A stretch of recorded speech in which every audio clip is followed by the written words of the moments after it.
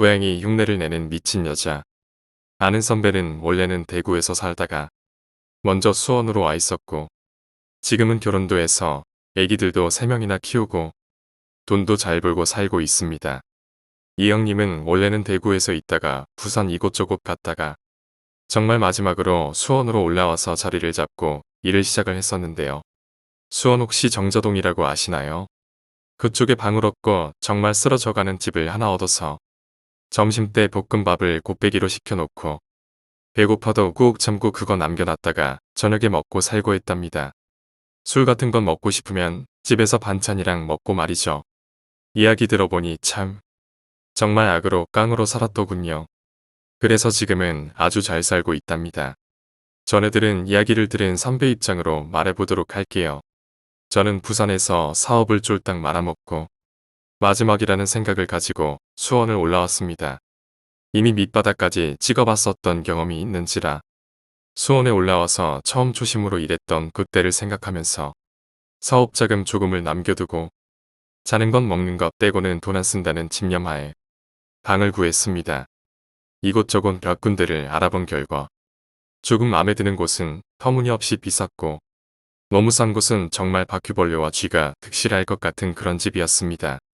나름 돈은 없었어도 깔끔한 걸 좋아하는 터라 저런 곳은 너무 싫었기에 며칠간은 여관 생활을 전전긍긍하며 방을 보았습니다. 그렇게 며칠을 방구하러 다니다가 담배를 한 개피를 피우고 커피를 한 잔 먹고 있었는데 전봇대에 붙어있는 전단지가 저의 눈에 들어오더군요. 즉시 입주 가능 보증금 50만원, 월 10만원. 반지하지만 깔끔하고 냉장고랑 텔레비전은 있습니다.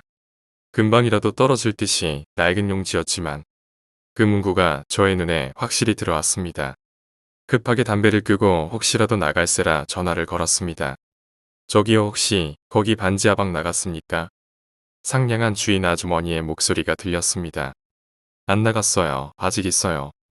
길을 물어물어 집을 찾은 나는 상냥한 주인 아주머니의 가이드를 받아 집을 구경을 하고 방 하나 거실 하나 주방까지 그 가격대에 절대 구할 수 없는 그 방을 계약을 했죠. 여기 너무 마음에 듭니다. 바로 계약할게요.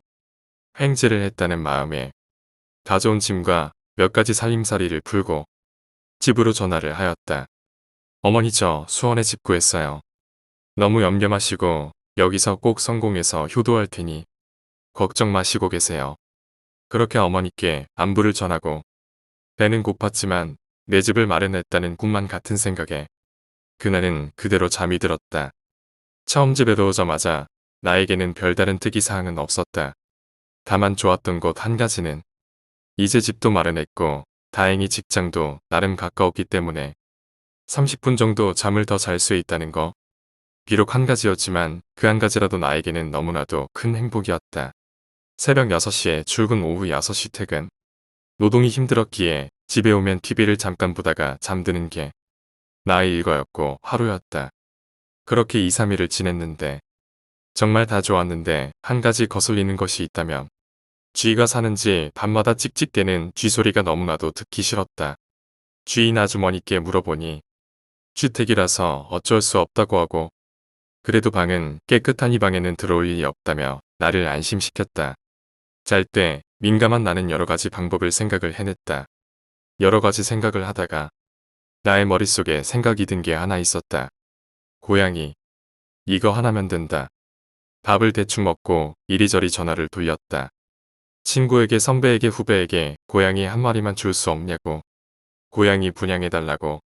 하지만 주위에는 고양이를 키우는 사람도 없었을 뿐더러 다들 지방에 있는지라 있다고 한들 데리러 가는 게 너무도 부담되고 동물병원이나 섭외 가니 가격도 만만치 않을 것 같았다. 그렇게 이리저리 통화를 하고 있었는데 반지하의 창문을 두드리는 소리가 났다. 아주 작은 소리로 툭툭툭. 난 뭐지? 하면서 창문 쪽을 바라보았다. 그리고 한참 통화를 하고 있을 무렵 약 10분 정도 지났을까?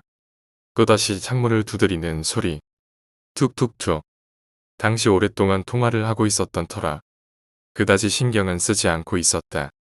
그렇게 수소문에 수소문을 하여 아는 후배놈과 통화를 하다가 좋은 이야기를 들었는데 그놈의 이야기는 그랬다. 형님 고양이 있잖아요. 도둑 고양이. 그 새끼 있잖아요. 주택 같은 곳 보시면 밤마다 우는데 그거 어미가 버리고 가서 혼자 살려달라고 우는 거래요.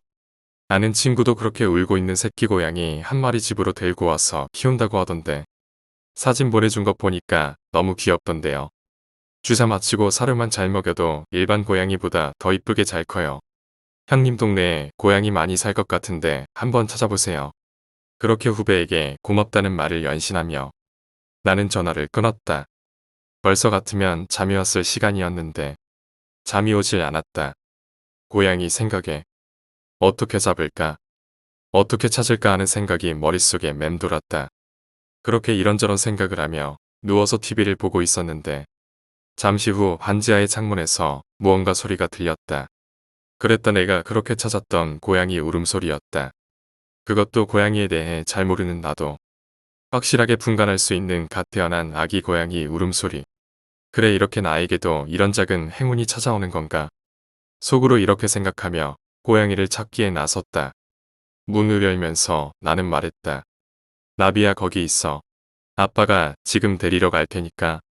집에서 나갈 때까지 어린 고양이는 배가 고팠는지 계속 야옹야옹하며 울고 있었고 12시가 지난 시간인지라 앞이 잘 보이진 않았지만 고양이 울음소리를 따라 조금씩 이동을 했다.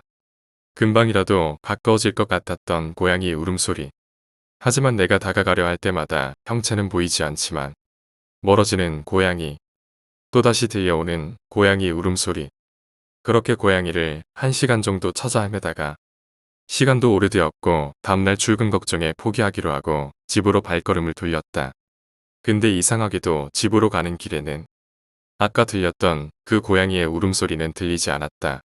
그렇게 나는 집으로 향했고 너무나도 걷고 있던 터라 덥기도 했고 집 앞에 있는 편의점에서 생수 한 통을 들이키며 담배 한 모금을 들이켰다. 나는 속으로 생각했다. 그래, 처음부터 쉽게 잡힐 리는 없지. 아직 시간은 많으니까 좌절하지 말자. 그렇게 담배 한 개피를 피고 대문을 열고 반지하인 우리 집의 문을 열었다.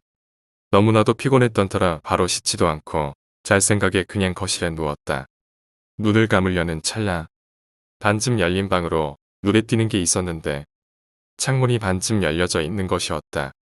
난 속으로 생각했다. 누가 열어놨지? 절대 문을 열어놓지 않고 나갔는데 주인 아주머니가 열어놨나? 피곤해 너무나도 지쳐섰던 터라 누가 열어놨건 신경 쓸 생각도 없었고 신경을 쓰지도 않았다.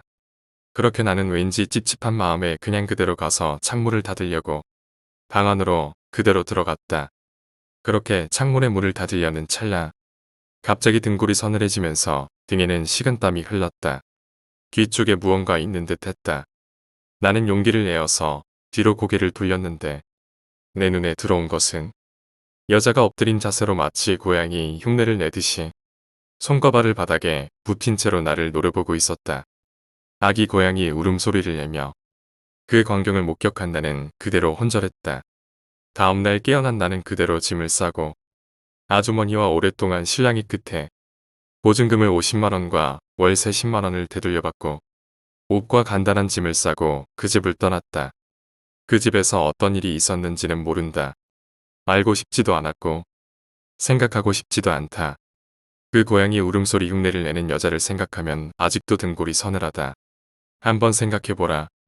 형체를 알 수 없는 그것이 엎드린 채로 고양이 흉내를 내고 있다고 생각하면 내 생각엔 아마도 전화통화를 들은 그 알 수 없는 정체의 무언가가 나를 골려주려고 한 행동이 아니었을까 생각이 든다. 오늘 이야기는 여기까지입니다. 오늘 이야기가 재미있으셨다면 구독과 좋아요, 댓글 부탁드립니다. 댓글은 저에게 큰 힘이 됩니다. 감사합니다.